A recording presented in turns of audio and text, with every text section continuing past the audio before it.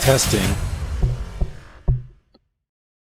Secure your Elixir apps with Paraxial.io. From code analysis and bot defense to dependency checks, they've got you covered. Elixir first design with GitHub integration. Elevate your security at Paraxial.io. Hi, I'm Jacob. My YouTube channel and podcast reach thousands of engaged Elixir developers every month. If you're looking to promote your developer tools, services, or job opportunities to a focused audience of Elixir professionals, head to elixirmentor.com and let's discuss sponsorship options. What's up? I'm Jacob Litzo, your Elixir Mentor, and welcome to another exciting episode of the Elixir Mentor Podcast.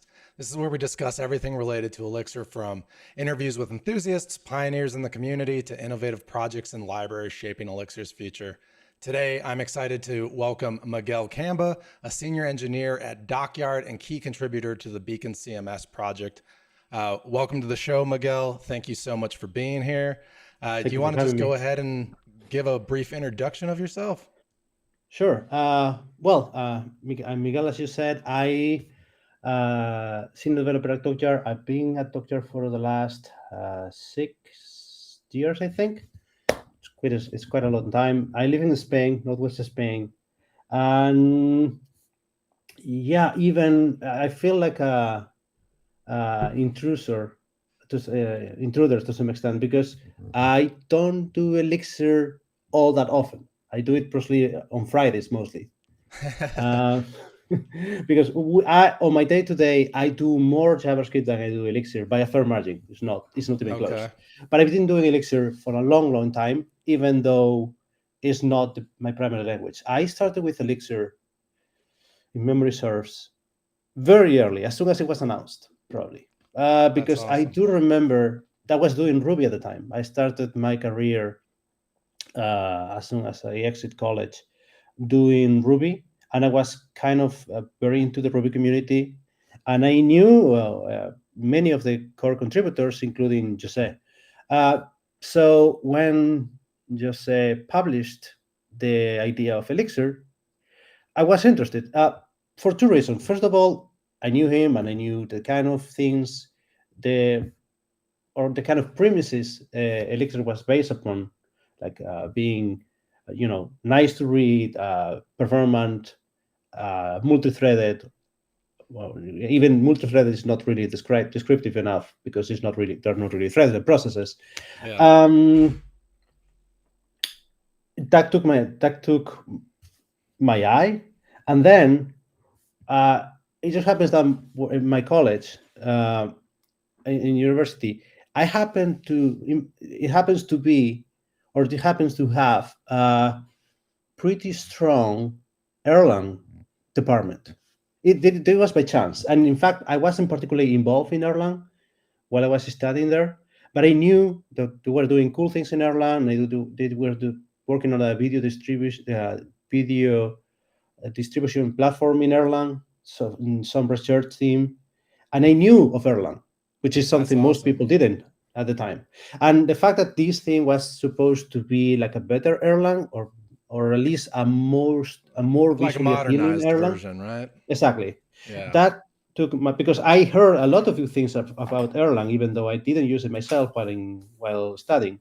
You're really lucky, because when I was in college, I was only able to learn Java. Well, I did learn Java, and yeah. I remember. There were a few odd ducks among my professors, because there were some who were very into Erlang, even though there wasn't one of the subjects at all, and also OCaml. So actually, my first functional programming language was OCaml, even though nice. It was like just dipping my toes. But I did do some small amount of functional programming while studying.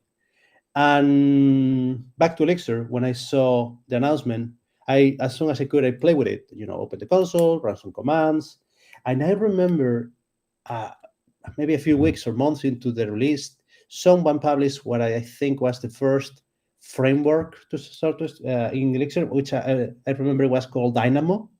Okay. And I tried it for created a page where you could stream a story to several browsers at the same time, But that was my first naive attempt to doing multi multi-threading on web servers, and I mean, I thought it was cool, but again, I didn't have a professional stake on it until much later, because I've been after doing Ruby, even though I didn't stop doing Ruby, I also started doing JavaScript, Ember in particular. At the time before that was a time before React came out, and even before. Well, I think Angular already existed, but back in the day it was Backbone, Ember,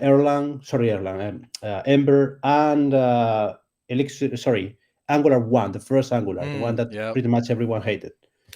Yeah, and I started doing JavaScript, and it didn't stop ever since. JavaScript is it's probably the most popular language in the world. Yeah, it's done a good thing. Python is over there, but I think still there is a lot of people who does Python that also has to do JavaScript, because the web is what it is. And so even if you include first language and second language, there is one of those is probably JavaScript. Whether you do Java and JavaScript, whether you do Ruby and JavaScript, whether you do Python and JavaScript is always there.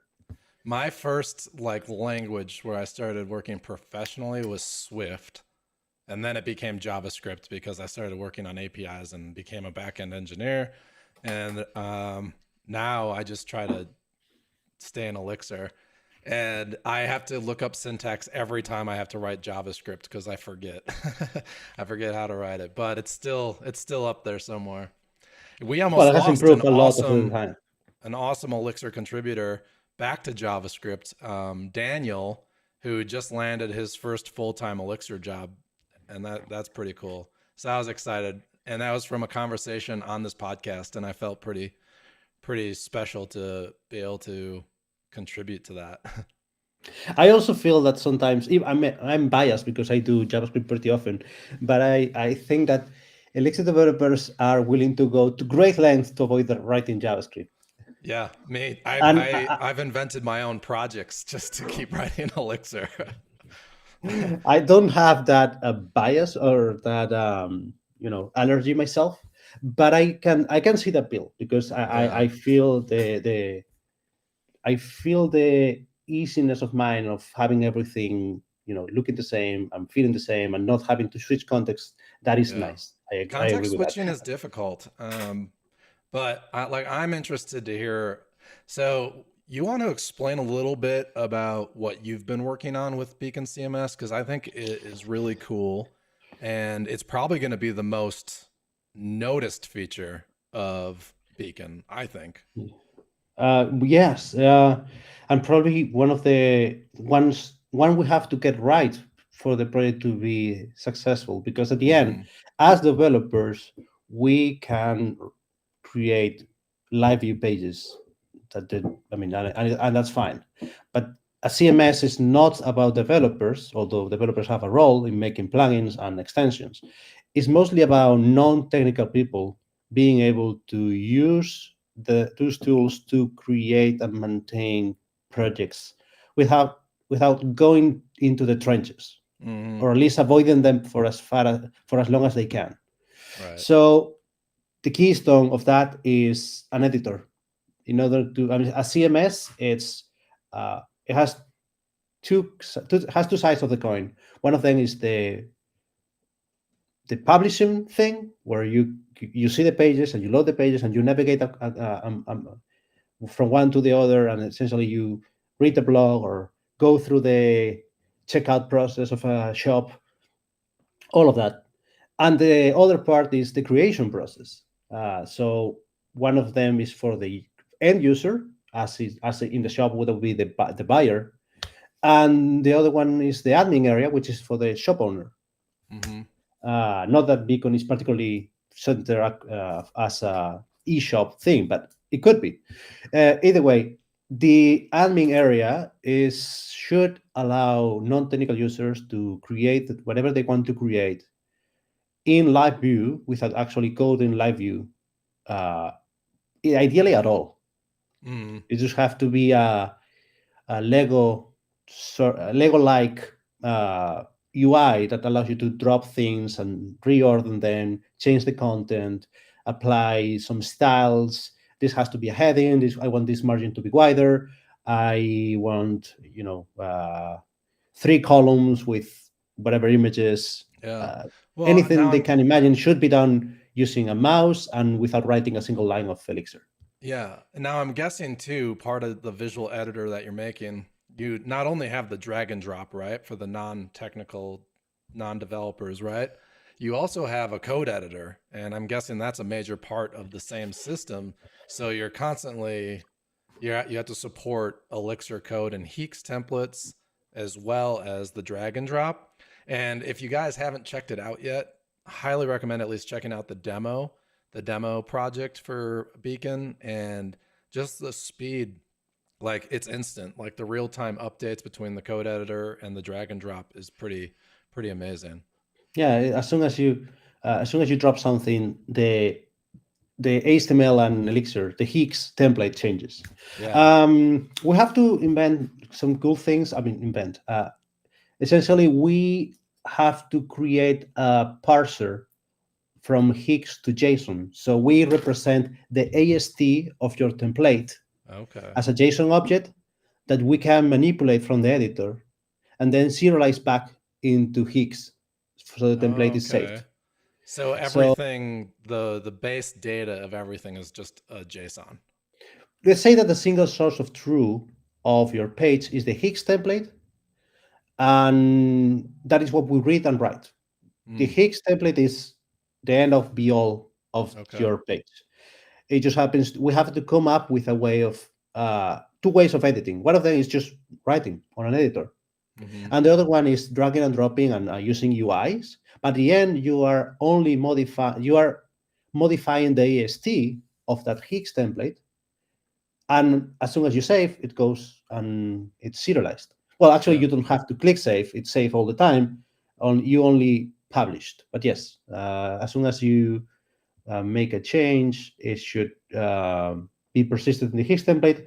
And if you switch from the visual editor to the code editor, you can see the changes reflect immediately. Yeah, it's pretty cool. Now I'm curious, are those changes, like when you toggle between the two, are you doing a fresh reload? Are you doing a full like live view reload where you just update the change data, or how does that work?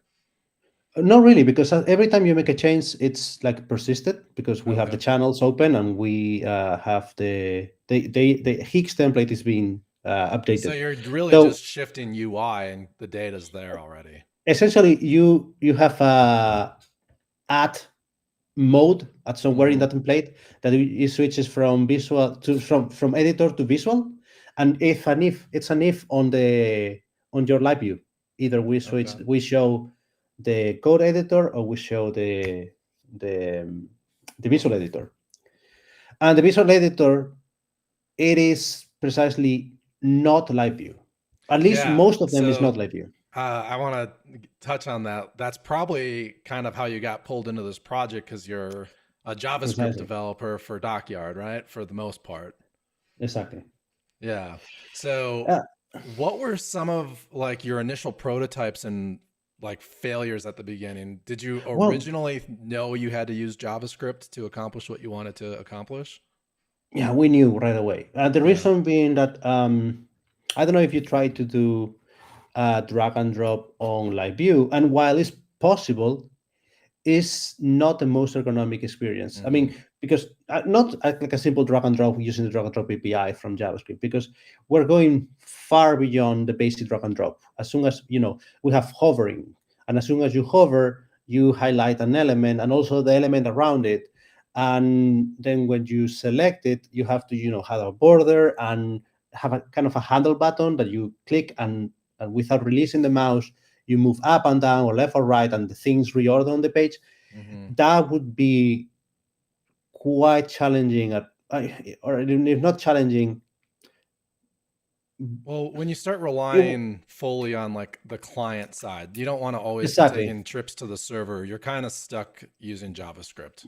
There's two faults to that. One of them is you don't want any latency when you drag and drop things. Even if it's 100 or 150 milliseconds, it's noticeable. Exactly. So when we're talking about non-committed states, like if you are hovering something but nothing has happened yet, you really shouldn't or don't have to let the server know that you're hovering an element. That would be an extra round trip that you don't really need. And really, the server doesn't care. I mean, it's not that you want to persist what you were hovering at a certain point of time. That is not actually value information that you have to sync. Well, you don't want to lose performance and lag, and then UX would go downhill too if you're constantly hitting the server. There is some situations in which you may want to relay that information in case, for instance, you wanted to allow multi-user edition, like you were talking about Google Docs, where you have, John's cursor and Mary's cursor, and they're moving around. That is one situation in which you may want to, relay this information. For the most part, most UI state on an editor of this sort is not a server concern at all. It's just what you're hovering, what you're selecting. Okay. That is not something that necessarily has to be persisted. So can you kind of break down how you're implementing JavaScript? Like for me, I'm only used to using it for, you create your JavaScript hooks and, you do it for small front end animations, super simple drag and drop reordering things. How did you have to approach your visual editor to be responsive and organized and work well? Because essentially it's a project in itself. Because it is a different application. It just happens to be embedded within a larger LiveView app. Break that down for us. And how does that, like, at least the macro, how does it work? Okay, I'm going to explain how it started and how we transition into LiveView and what we gain from that. So let me explain. The admin UI was already LiveView, and it has the code editor because that was the easiest thing to do, because you can just drop an editor, which is a JavaScript package with nice syntax highlighting, and you have something to work on. The visual editor, we knew we needed one, and at the beginning we were pondering how to do it by checking other platforms doing visual editors, and I'm thinking there is a lot of them, but for instance, we took a look at Framer, which is has a very nice editor. Shuffle.dev is another one. There are many WordPress plugins themselves that have nice editors. So looking at what they do, we realized that building that relying only on LiveView, with so much interactivity and very fine grain, like, as hovering and moving controls to widen the margin of an element and everything reacting so instantly, was probably not a good idea. We needed to do that in JavaScript. So if I think of that, I mentioned it earlier before we started recording, that I think of JavaScript when we're doing LiveView somewhat akin to going down to Rust when we're doing Elixir or some Elixir library. So maybe you want to build an Elixir library that can, parse Markdown, for instance. And you want this to be very, very fast. If you want something that does one specific task very fast, it's very common that you go for an existing C or Rust module, and you wrapped that in a nice Elixir API, and you do the linking with FFI. So, so when you need the maximum performance, when you need to get closer to the metal, you use a better tool and you link it. That is the idea of using Rust and C over when you're doing Elixir with FFI.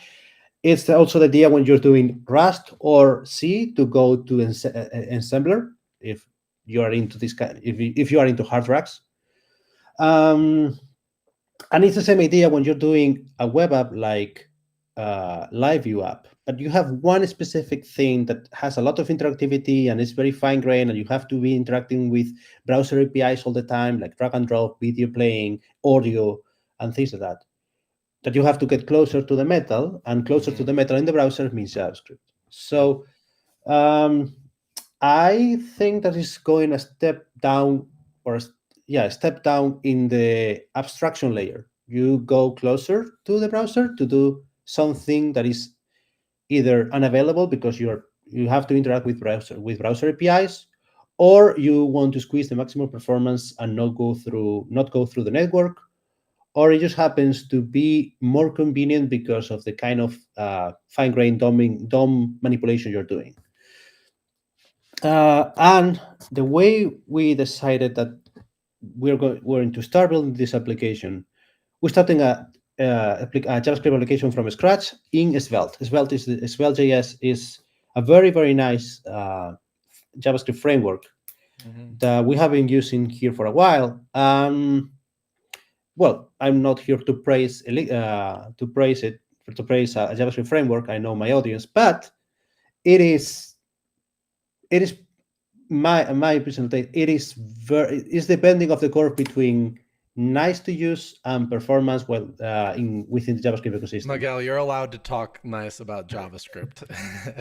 it's a big part of your project, so you're allowed. We'll keep the Elixir guys off your back. But yes, I mean, essentially it's a high level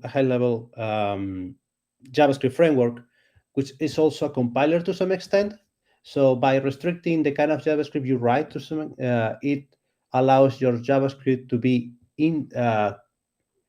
understood at compile time and transform in a very, very small and performant JavaScript bundle. And we started with a full-fledged individual standalone JavaScript application, and we started designing an API to communicate. But we find out that designing this API was a lot of work, and because when something doesn't fill the contract of REST APIs very well, because the kind of operations you're doing, they are not really so much creating and updating things, but very fine-grained things like reordering and editing a class and modifying a margin. Technically, those are updates, but updates over what? So it's not really, it doesn't really feel good to do that as a REST API. It wasn't easy to do that as more like a GraphQL API either. So we spent some time thinking how the AST would work, how we would load the list of components that you can drag, how we would get a preview of how the component would look if dropped in a specific location, so you can preview what the changes you are about to make without actually making them, and so on. And we found that it was tricky. And then we learned about a project which for us was a pretty lifesaver, which is LiveSvelte. LiveSvelte, it is a project that essentially allows you to embed Svelte applications as components within LiveView. And I describe it as islands of Svelte within a LiveView application, because your Svelte application becomes a live component, and you can pass properties, and the Svelte application can send events that you handle in LiveView. So, of course, since it's JavaScript, it becomes a little bit of a black box, but it's a black box you can pass properties to and receive events from. So essentially, it is a component. When you see a component like, I don't know, open brackets .form, and you pass things, open brackets .my custom button in LiveView, that is a black box for you. And when you don't need to know what's going on inside, you just have an API you have to fulfill, and some events you have to listen to. And this is the same. It just happens that this component, it is actually JavaScript. So that we started exploring that, and within a couple hours, I knew this was the way we should load, because it essentially removed.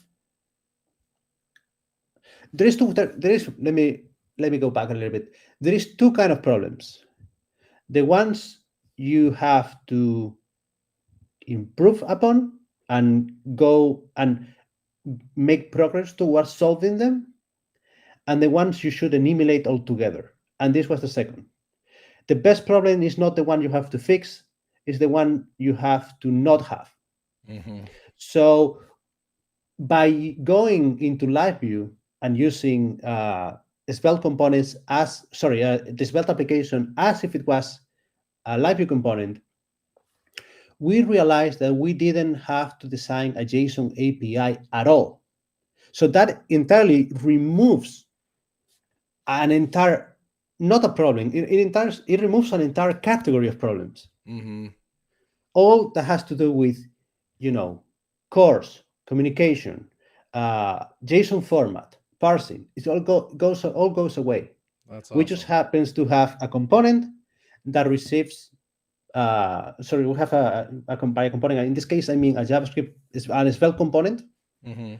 that happens to receive data from LiveView, and That's we don't awesome. know and we don't care how that happens. It just Now happens I'm to. curious, did you end up using LiveSvelte for the whole admin dashboard then at that point, or is it still just the visual editor components? It's the visual editor because it's really the only place where we need to go closer to the metal. For everything else, we prefer to stay in LiveView. And in fact, I am removing parts from the Svelte application and making them back into the LiveView applications, because precisely I started building, when we built the application, we built all the live editor, the admin editor, not the the sidebar and the buttons around, but the thing where you see the preview of the page, Mm-hmm. and you can drag things and you can select something on the right side. You can change the classes or add new properties to an element. That all that was Svelte. Okay. But over time, we realized that really, for instance, the right sidebar that doesn't have any drag and drop, and it only displays the classes and the elements, that is actually something that could perfectly well live in LiveView, because now it's not, you can have many JavaScript or Svelte components talking to each other, and they don't have to be nested within each other. I mean, they can be in different sections of the LiveView page talking to each other without LiveView knowing about them at all. Oh wow! So that's cool. So to put an example, if imagine you have like it's not the case, but imagine you had one of these chat pop-up pages on the bottom right corner that Mm-hmm. it's like an assistant of sort, an AI assistant. And then maybe that assistant has some complicated logic, and you want that to be a Svelte component or a JavaScript component. And then you have the editor. And maybe imagine this AI assistant is very smart and is powered by some AI that you can explain to that assistant what you want to create. And you can type on there, create a section with 3 columns. Each column has an image in the header and some lorem ipsum on the bottom. And that component could do its thing and communicate with the with the live editor and create that code. And the rest of the LiveView application doesn't have to know if it's not important. So the communication, it can go through LiveView, but it doesn't have to. And for some concerns, like where you're hovering an element, again, that's not something that LiveView has to be concerned about. Yeah. Maybe when you're hovering an element, you want to highlight something on the other side, that can bypass LiveView because LiveView doesn't care. That's nice. So it just stays fully client side and just UI. Exactly. So we find out that, for instance, by using or by moving the sidebar back into LiveView, we could leverage the tools that we have for LiveView already built that we don't have to port to JavaScript if we wanted. Because if we have a component library that we want to make public, and that component library, it's built for LiveView, and if we want to create menus, and that's something we're going to do soon, that we have to create or improve the menus, to change font size, font style, family, padding, margin, column layout, table layout, all of that visually, we have already a very extensive library of components that we could leverage in LiveView. So it would be a shame having to port all of that into JavaScript just to use them, when that side of the app is not particularly challenging from the UI side of things. It doesn't have a lot of, very fine-grained animations. If, for instance, we happen to have one particular component that happens to be very complicated, imagine we have a calendar picker that you have to select a range of dates. Not that I see any point for one of the that hardest components to build, right there, right? It is, by the way. I built one myself. It is once and never again. But yes, if you want to build one component that deserves to be Elixir or a JavaScript component, you can do that elsewhere in the page. So I'm curious, will you support like Svelte components through the admin portal for sites on your page, like from like the agency standpoint, or not necessarily? You mean that, like, if I was using Beacon CMS to build sites, would I have the ability to use JavaScript components? Well, you have the ability to use JavaScript already on your components because through hooks in this case. Okay. But it's technically possible that we could make LiveView available to, well, it's something you probably have to do because it's a choice of your page. But if you choose to create your own components using LiveView and you add LiveView to your project should be able, the components you create for your page should be able to use JavaScript, or Elixir components in this case. There's some questions about how the build process would look like, because at the end there are two different realms. It's not like you can right now when you create a component, the component is safe and compile. If your component, if the only thing your component does it's invoking a JavaScript component, that's fine. But the problem is that JavaScript component has to come from somewhere. So it's not a technical limitation in Beacon. We would have to come up with a way of making those JavaScript components available to you. But yes, it is possible that you could use them. For now, I think you, at least out of the box, you are constrained to using JavaScript. Sorry, the JavaScript hooks from LiveView, but you could create components that wrap. In fact, we do actually. Not LiveView, because that requires this glue code to make those components behave as if they were LiveView components. But you can already have a component that happens to be a wrapper around some JavaScript library for, an editor with syntax highlighting, for instance, or a tooltip library. That is doable. Yeah. That's cool. I love that. I didn't realize you could, that Live Svelte didn't have to totally entangle a project, that you can use it at a component level. That's really nice. In fact, we don't use that feature, but it is somewhat funny that you can have LiveView inside Svelte inside LiveView. Nice. Because when you have an island of Svelte JavaScript island on the LiveView page, that is rendered as HTML. But if the HTML that this Svelte component is rendering has Phoenix click events, that it works. Nothing prevents you to have a Svelte component that happens to render something with buttons, and those buttons have the Phoenix click and Phoenix value things, and talk directly with LiveView without Svelte even knowing. Yeah, that's cool. Something that is missing, but I think they're working on that, because precisely the Svelte 5, which is fairly new, I think it has maybe 3 weeks, has a new feature in which you can define what do they call it? Snippets? Yeah, snippets. They're kind of slots, chunks of code you can pass around from component to component, which is a kind of block of HTML you can Gotcha. pass around.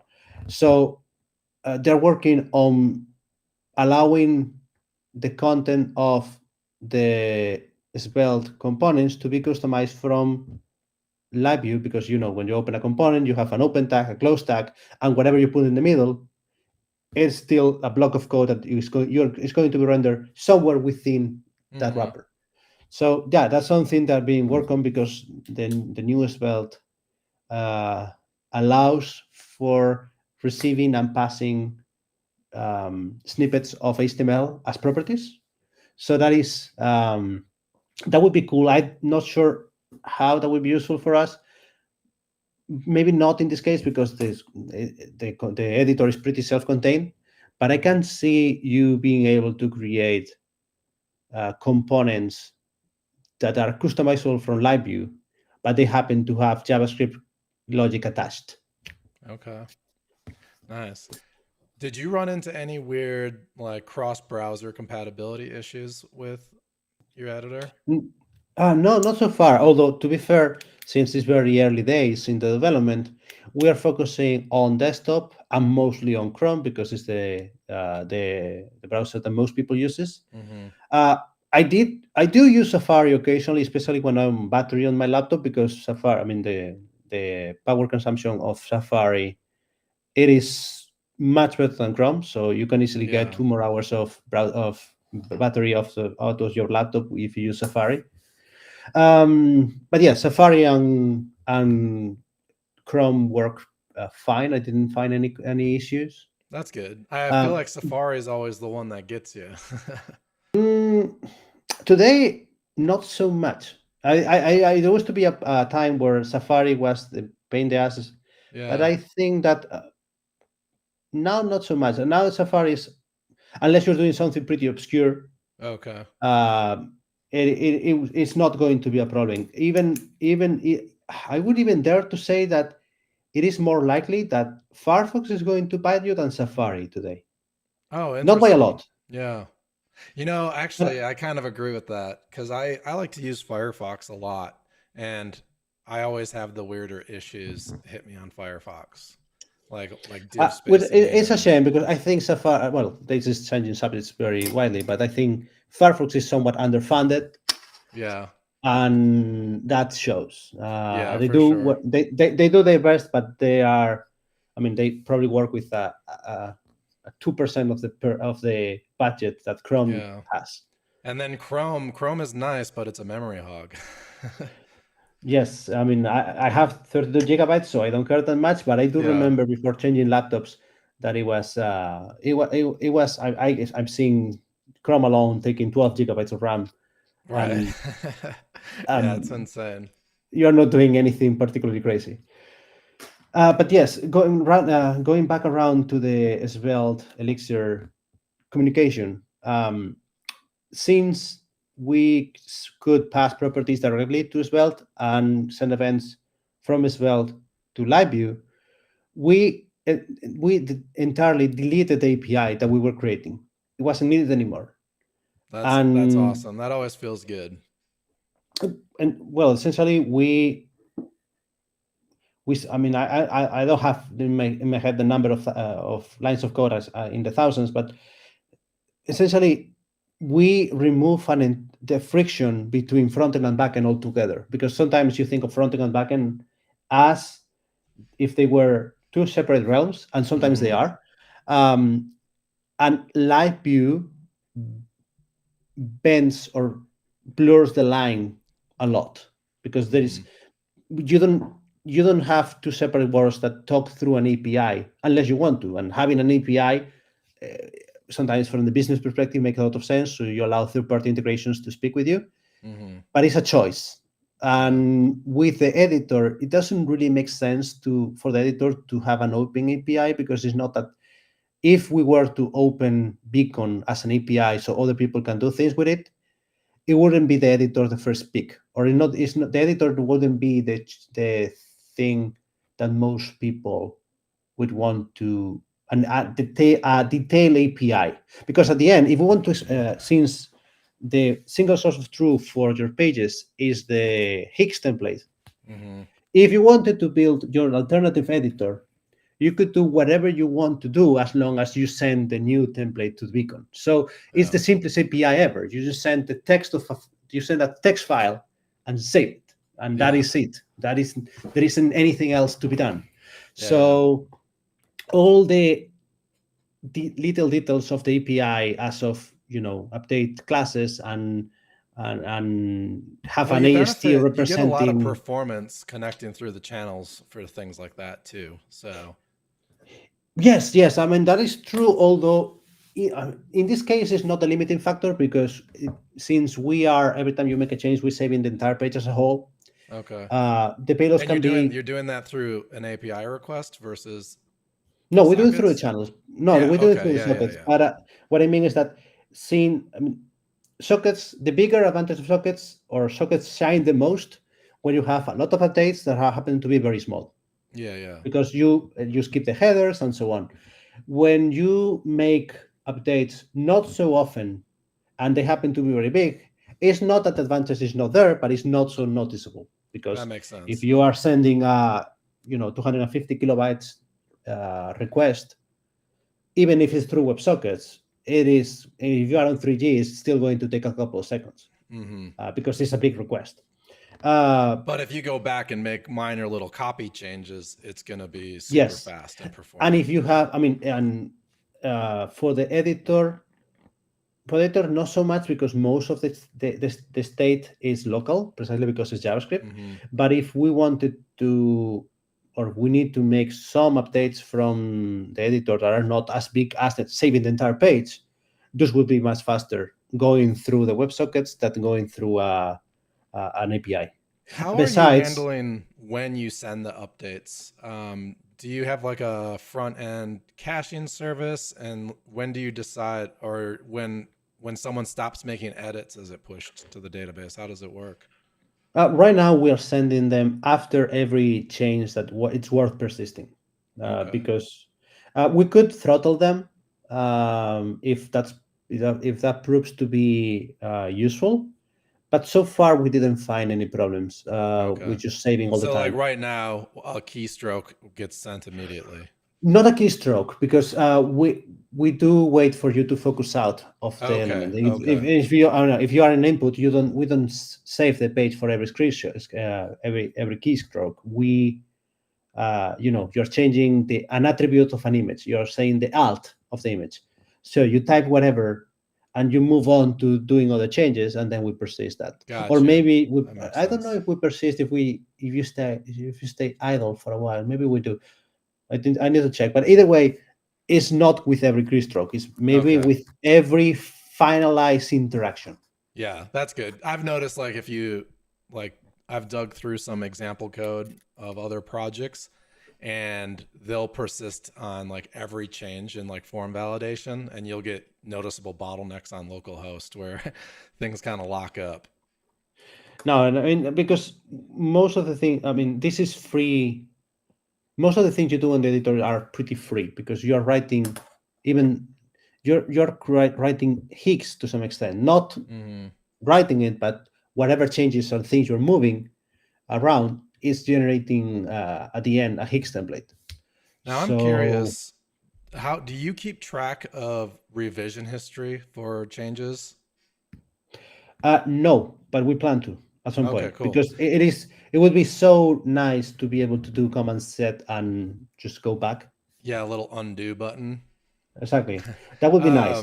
So right now it persists. Before I lose my track, that is something we could do in JavaScript if we use immutable structures, which JavaScript doesn't have out of the box, but there are some libraries that mimic the immutable structures, and we could do that. Oh yeah, that's a good idea. That's kind of a cool.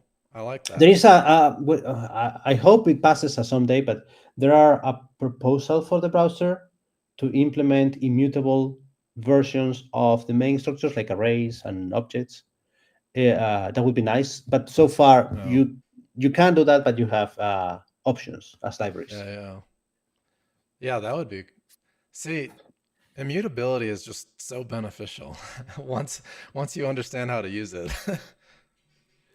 Now, what was I gonna say? Oh yeah. So as you're making changes to, your drag and drop or anything in the visual editor, it's persisting when you leave focus. So your updates are automatically going to the database.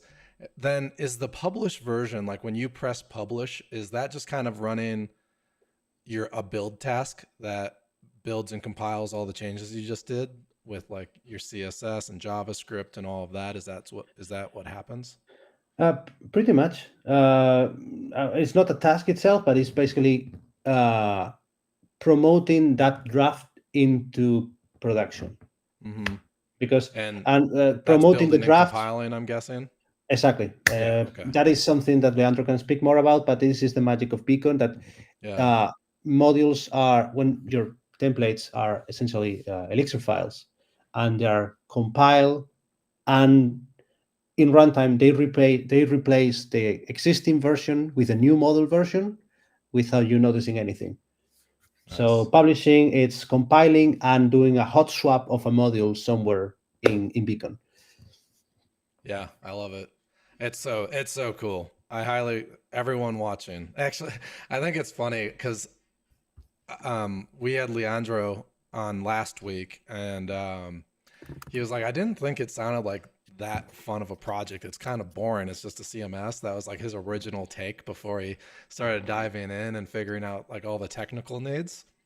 And I was like, I don't know. I thought it was an exciting project straight from the start. Because I think it's a big step, especially for onboarding and people adopting Phoenix LiveView. Yeah. And besides, I don't think there is such a thing as a boring project. See, I agree, especially when you're the one building it, right? Exactly. Even if boring people use your project, it's still a cool project. Because I did projects that were pretty fun in my days. I built a video game with a big team, and it was a football fantasy manager, and it was also web based. And I also built like more boring user facing software for business to business thing that they track for. I did build one for recycling companies, residue producers companies, so you can track where the trash is going, so you comply with all the health environmental issues. So you can, the only thing that changes is the business logic to some extent, and the realm in which the business logic operates. Yeah, you're still doing cool stuff. In one you're tracking trash literally, and in one you are building a training system that a system that decides which players you are going to get in the playoff. Not the playoff, when you choose the player in the NBA. I don't remember the name. The draft is the draft. Oh, right? Yeah. The draft. So I was like, you're asking the wrong guy.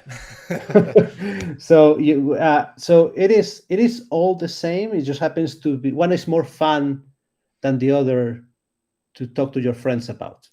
Yeah. Because one just appears to be cooler, but still what you're working on is it appears to be cooler, but at the end it's the same. Another one was for allowing studios to show movies and shows, and I remember that one of the benefits they wanted to get from that was if they have a movie and they have to rent a tiger, because you can rent tigers eventually. Yeah. So how do they plan the movie, when they shoot what, so they can rent the tiger for the least amount of days, because it happens to be very expensive to rent a tiger. So again, this makes for good anecdotes, but the work is the same. Yeah, exactly. I agree. Well, like one of my boringest projects is my website hosting platform. And I say boring in quotes because, I'm still doing really cool stuff. It's not as exciting as an idea because it's been done before, right? But again, it's just one makes for a better story, but the day-to-day, it's all the same, and it is as fun as you make it to be. Yeah. So I am a struggling front end developer. I can hack my way through and I can do some stuff, but I wouldn't say I'm great at it. I'm much more comfortable on back end code. How do you like? I know like UX is a major thing, especially for like your visual editor, right? If it doesn't work well, people will be frustrated. They won't want to use it. What kind of testing or quality assurance things have you put in place to make sure you don't fall into like regression bugs or anything like that?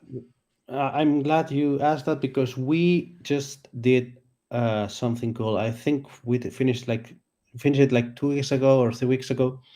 Because one of my pet peeve with LiveView was that there weren't, in my opinion, good enough tools for proper end-to-end testing. And because you can use there are, what is the name? I don't remember the name. Something like Wallaby. I think it's Wallaby. You have Wallaby for controlling the browser through it's not Selenium, but you can control the browser and click on things. But it didn't have enough resolution for our needs. So, for instance, when you are testing that the drag and drop works as you expect it to work, you want to check that when you drag, you just select, you have 4 items, and you select this one and start dragging it. And you want to check that as soon as you overlap 3 pixels here, they switch. Because that's how you reorder things.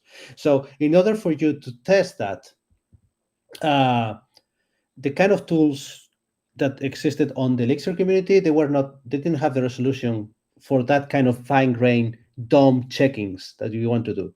They're fine for clicking things, filling forms, submitting forms.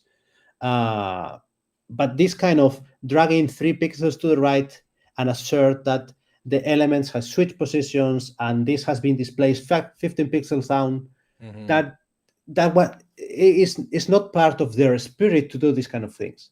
However, in the JavaScript community, there are very mature tools that have this kind of concerns in mind. And I'm thinking particularly the one we are using, it's called Playwright. Okay. Playwright, it's essentially a way to control the browser to click on things, but it is designed for JavaScript.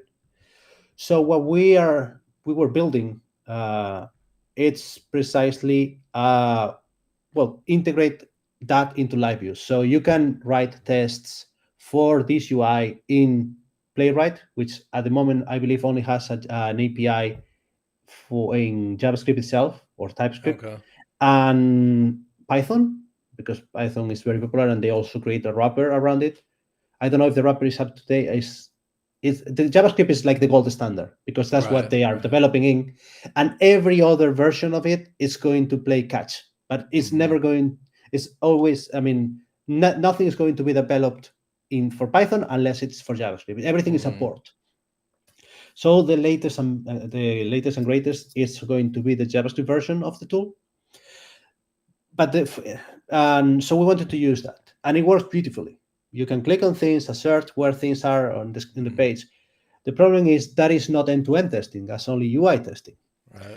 The other thing that you have to do is in order to test that the editor is doing what you expect it to do, you have to, for every test, you have to seed the database because you want to test end-to-end. You want to load the page, and the editor is going to receive the information from LiveView, which in turn read it from the database. So you have to seed that, but you cannot seed Ecto from JavaScript. That is not a thing. So we created a wrapper we created like a secret API in the project that you can use to seed the database from JavaScript. But the cool part is that when you start a test, the test gets assigned a connection to the server and it sticks with a connection. So we can do the parallel testing that you are used to in Elixir by spawning, 6 different browser windows. You can run 6 texts at the same time. Each one is using a different server connection, which is own database transaction. So your tests are not polluting each other. And Nice. then Okay. at the end, you can make assertions if you wanted on the state of the database. So you can, see the database with a page that, has 3 items that you want to move around and sort. You can then go move around and sort them and assert that every stage of the way that the UI is behaving as you expected. And when you are done and things are saved, you can go and check that on the Higgs template, things have altered. I mean, they Yeah, that makes with the sense. third position on the list now is in the first position of the list. So this kind of end-to-end testing is something that at least I couldn't find any tool that was good enough, because what was good for Elixir lacked the granularity we needed for the UI testing, and the JavaScript tooling that already exists and is pretty good for this kind of assertions and check-ins on the browser didn't have a way of communicating with Elixir. We decided that it was easier to get the later and make it communicate with Elixir properly. And the magic was in making each connection persistent and so you can run tests in parallel as you're used to with Elixir, with and each one with its own database connection. Nice. That's cool. Now, like from personal experience, UI testing is I think it's complicated. I think it's hard because there's so many use cases, right? Do you just concentrate more on like core functionality of I don't things think there is or? an answer, but I don't think there is an answer, but there is a beacon of hope. Pun intended. And the beacon of hope is AI in this case, because precisely I wouldn't say that writing tests for the UI is massively complicated, Well, but it's it's the tedious. randomization and like hitting all the edge cases, I think is the Yeah, hard part, I mean, right? I agree on that. Yeah. But I think if you could paste all good old paper and pencil, you can come up with most of the edge cases, or at least some experienced QA engineer can come up with that. Mm-hmm. And one of the things in which I found AI to be very helpful, if at this kind of repetitive task, you can pretty much describe to a Copilot or ChatGPT or anything that you want a test for playwright that clicks on the button with on the box with ID whatever, drags it around 15 pixels to the left, release the mouse, and assert that there is a notification in the top right corner with data ID that says change saved or something like that. You can broadly describe what you want, and the AI is going to get you 90% there. So I found that this is the writing test is something, this kind of boring tests that are easy to describe in plain English, but they are just over repeating the same things and the same steps The over and over repetition again. is what drains you, right? Exactly, and that's what they shine about. So we think we can get pretty good coverage, and I say we think because again, this has been invented to some extent 2-3 weeks ago. So Beacon is not fully tested yet, Yeah. but I found that we can write tests faster than we thought we could, and AI is part of that. That's a really smart idea. That's a good use case for AI to write tests. I like But that. besides, I must say, one of the downsides of Elixir is that AI or assistants are not particularly good at Elixir because it is still somewhat niche. That's Whereas true. they are pretty, if you're writing Python or JavaScript, they're pretty good and pretty Yeah. consistent. I would say like I don't really use AI much for writing code unless it's like a very small function, and sometimes it'll get you like 60% there, and then you kind of have to finish it in Elixir, you know? I'm the same in JavaScript. Yeah. In fact, in JavaScript, I rarely use um, AI for writing the things I'm writing because it would take longer for me to explain the AI what I want than Yeah. it would take for me to actually do it. Well, I also find the refactoring sometimes takes you longer than just writing it in the first place. But Yeah, sometimes, but I say that if you're very experienced on on a language or technology, AI helps only with the most repetitive task, but is yeah, not particularly useful with the more involved part yeah, of the I development. agree. But for testing is great because test. You can almost test. You can. You know this. What is the name? The Gherkin. The Gherkin syntax that is used for describing high level scenarios in testing. Yeah. You can feed, if you have some QA engineer that actually write Gherkin syntax for when something, if something, then something.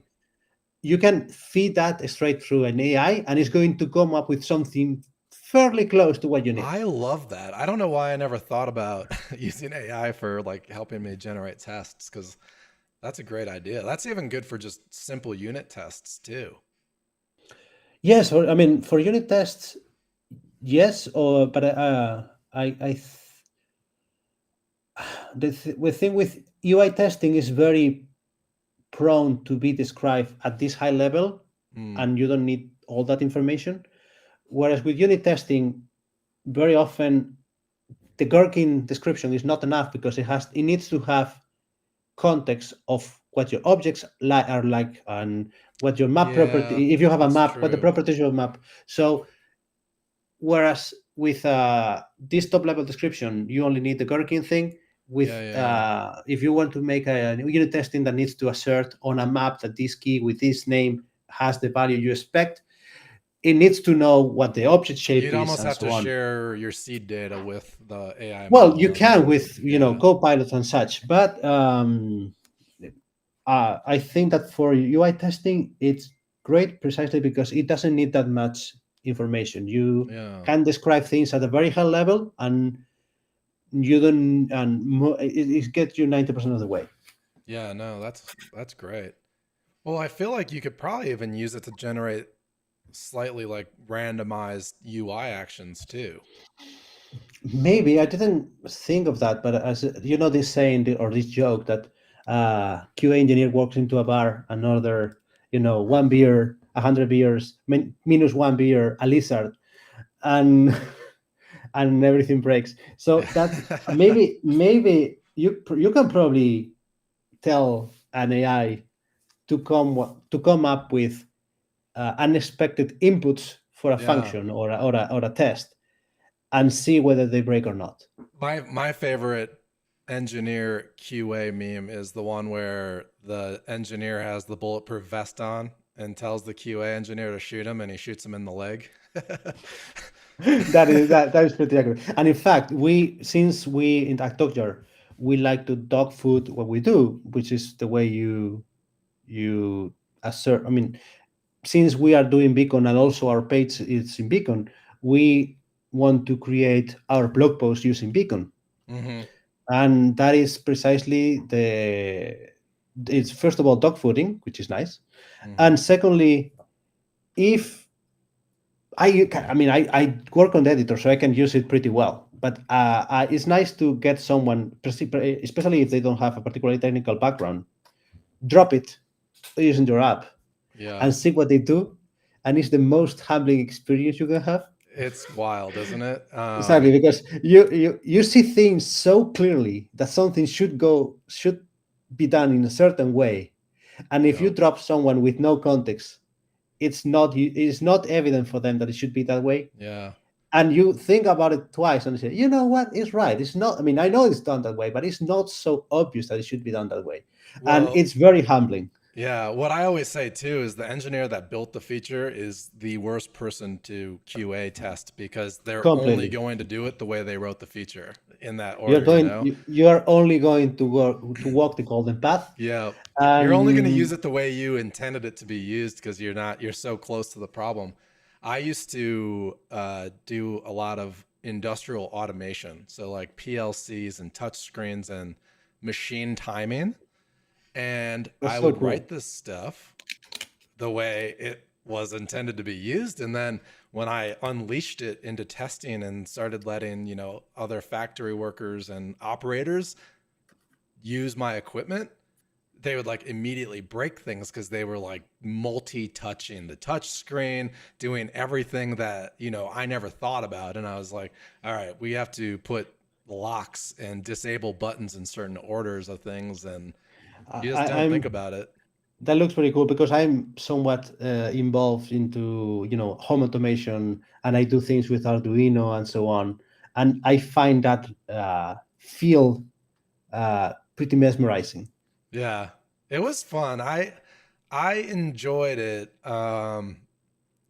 But it is also what led me to become more of a software engineer, because I was like, I want to not be stuck to a specific factory every day. Now, software engineer, I can write code wherever my laptop goes. So that was kind of like why I exited, but it was cool. Like when you build equipment and then see it functioning and creating a product, it's a pretty cool accomplishment. It is. There is something beautiful by seeing the physical facet of Mm-hmm. the software you build, Yeah. and that's why we found that even if it's not physical, uh, dog food in your produce, so you use them yourself. It's probably the only way for you to get uh, honest feedback fast enough, Yeah. because you can always arrange, like, user testing sessions, and you can find users to test what you do. But when maybe not so much you, because precisely you are like blind for you, like with these blinds that the horses have, so you only look forward and you know what you have to do. But when you get someone that sits, in this case figuratively because we are all remote, but that sits 2 seats from you, and you see that they have no clue how to use things that you see Yeah. so clearly how it should be used. Um, that is both. I mean, again, both humbling and very, very helpful, because you can iterate much faster than you could otherwise. Yeah. I have a superpower in breaking all my coworkers' code. Like they'll hate when I QA test their products because I go. And they'll make fun of me. They'll be like, and then, I hung upside down, turned off my Wi-Fi, and dunked my phone in water and found this bug. Well, I think at the moment, since we use this internally, everyone at DockYard, it's to some extent a QA, Yeah. and we are aware that we have still a lot of work to do for so the editor, which I'm talking about my side of things, the editor is up to the task with the best of the industry, because at the end uh, we just released version 0.2, Mm-hmm. so we still have a lot to do on the UI side of things, but the foundation is there, because again, like with Beacon, the most important part was to validate the technology that we could make a CMS in which you serve live view pages, and when you make a change, we could do hot reload a module in runtime, and the Mm-hmm. page would update and it would be compiled and fast. That Yeah. was like the thing you have to validate that was possible, and then everything around is tooling, really. Yeah. So the idea of Beacon is deceptively simple: is that compile Higgs templates or pages into modules, into live view, essentially modules that you can replace in runtime. Mm-hmm. And once you do that, you create tooling around, and that becomes a CMS, Yeah. Yeah. because it is Isn't what that it is. cool? A CMS, it's a way of you know managing content without having to reboot. Essentially, you Yeah. make changes, and the changes get published, and new users get the new content. And you don't, on a compiled language with content that is not static, that it has itself to be compiled. Elixir, it's one of the few technology that has that built in the language. The Yeah. hot mod, the The reloading models in architecture runtime is great. the architecture of routing and rendering and using like the ETS table to speed up finding paths, it's impressive. You have a really cool project, that's for sure. I must say, I cannot take any credit for that, but it is that is the part of the technology that was the core, and everything around is tooling. And likewise with the editor, the core technology, or the core thing we have to validate, is that we could transform Higgs templates into some kind of AST that we could manipulate in the browser, Hmm. and reverse, Yeah, get that yeah, modify AST and serialize it back. Once that was done, we wanted to validate that we could do some kind of nice drag and drop. And now we have those two things, those two pieces together. We know we can move things around the page. We know we can get from Higgs to AST and from AST to Higgs again. Everything else is tooling. Everything else is nice controls to make the font bigger, the making it bold, increasing the margin, setting the columns or the styles of the grid. But it's tooling. And now it's when we're going to put the fifth gear and just go through the process of making this not only work, but be nice to use. Yeah, for sure. How do you track like your performance benchmarking and stuff with your visual editor? Are there any metrics you keep track of to make sure things aren't getting less performant as you add features and options? I'm not very concerned about that, to be honest, because the performance is coming. First of all, one of the reasons we choose Svelte is precisely it is very performant. I'm not kidding if I say that it's sometimes, maybe exaggerating, but it's close. Sometimes, depending what you do, it can be 3 or 4 times faster than React in some extent because it's compiled. Mm-hmm. It is without going into the details, React does dirty checking. So Right. when you change a property and you know that some part of the AST gets invalidated because you have make a change and that change may have affected this section of the page, React uses title. I change this title. This node uses the title. No. Okay, next node. This uses the title. No. What about the children? These children uses the title. No. These children use the title. No. These children does use the title. Okay, I have to go to this node, update the title, and then go and then carry on checking if every node had any dependency on these properties, so it has to be updated. But with Svelte is pretty clever in the sense that since your code is analyzed in compile time, it knows exactly what has to change when this property changes. So if you have a variable for a name and you display this name next to the name of the and the avatar in the right corner, and then also somewhere down below, when you update the name of the user, it knows that it has to go here and nowhere else. So these kind of updates are very performant. And also the application itself, it is very small, the payload, because since it's compiled, it doesn't have a runtime because it knows exactly what features you use. And if you don't use something, that is not bundled. So if you don't happen to not use, fade-in animations, you don't have the code for fade-in animations. So that makes Svelte very performant. And if there is any performance issue at the time, it would not be because of Svelte, because the application itself is not so big. It's a widget rather than an application. I'm just making an artificial distinction between widget and application based on the size and complexity. Okay. An application, it's like a very complicated widget, or a widget is a very simplified application. And we have built way complex application with Svelte, and that has never been a problem. So this shouldn't be a problem either. And so far, anything that doesn't use the network, it is instant, even though the things that it's doing is quite complex because the AST is transverse and render as components. It goes through pages with many items, and it renders them within 100 or 200 milliseconds. That's awesome. That's awesome. Yeah, that's fast. I love that. That's really cool. Are there any upcoming features that you can talk about that you're excited about, or current features you're working on? Well, the features we're working on, it's just, I think they can be summarized on improving the editor, at least the one I'm working on myself, because the editor, allows you to drag and drop and modify classes, but we need to turn that into a more amicable interface.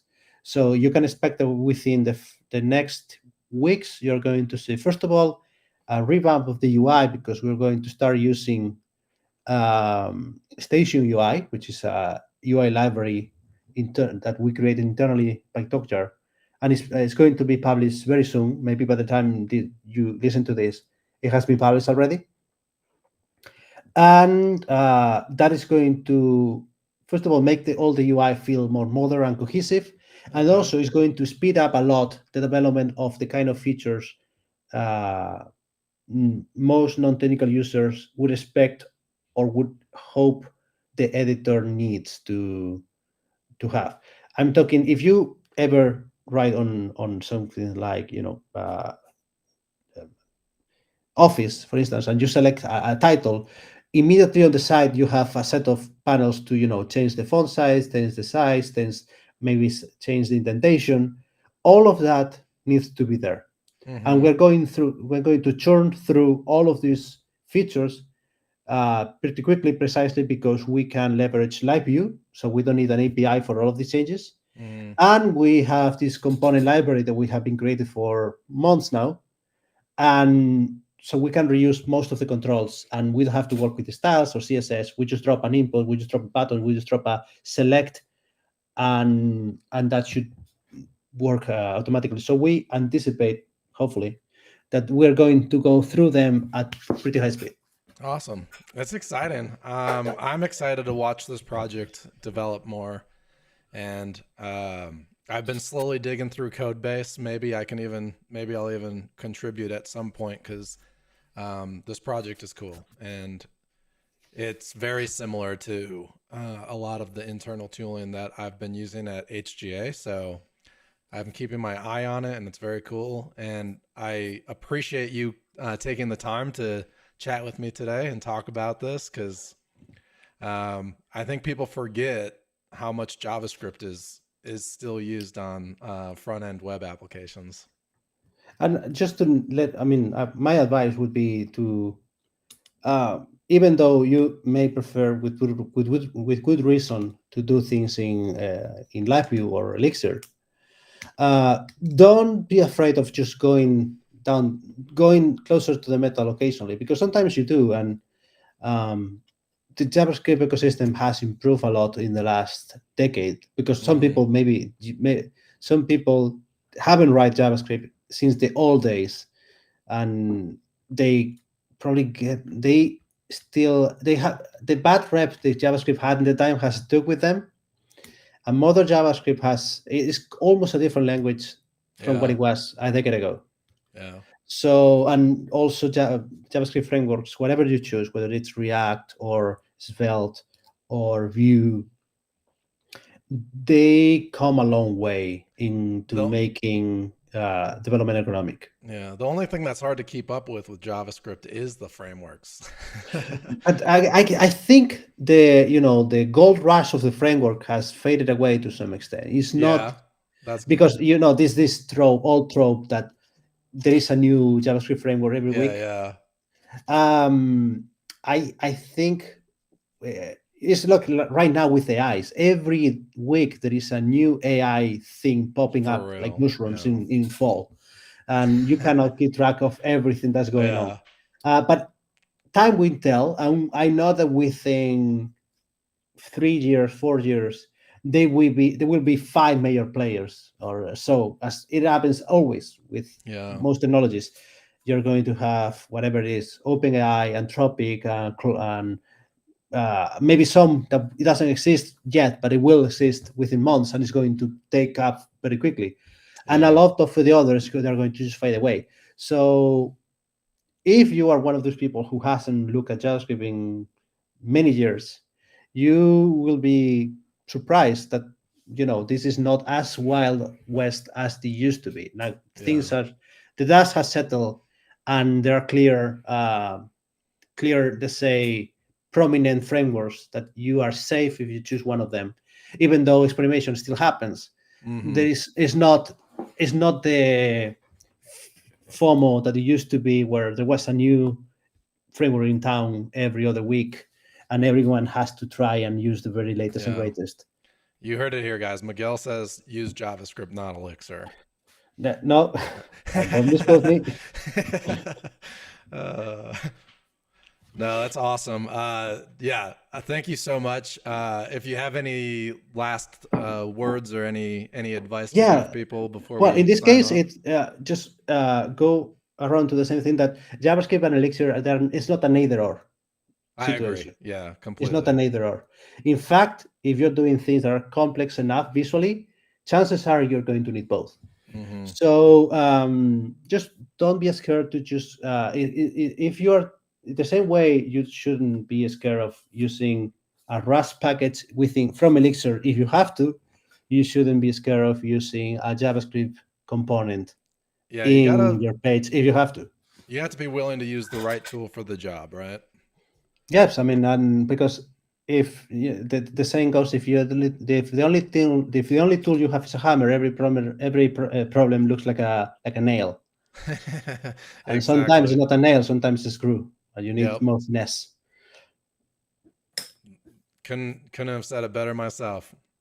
All right, Miguel, thank you so much. And for everyone that tuned in, thank you for joining us. And I hope you guys all have a good weekend. Thank you for having me. Hi, I'm Jacob. My YouTube channel and podcast reach thousands of engaged Elixir developers every month. If you're looking to promote your developer tools, services, or job opportunities to a focused audience of Elixir professionals, head to elixirmentor.com and let's discuss sponsorship options. Testing.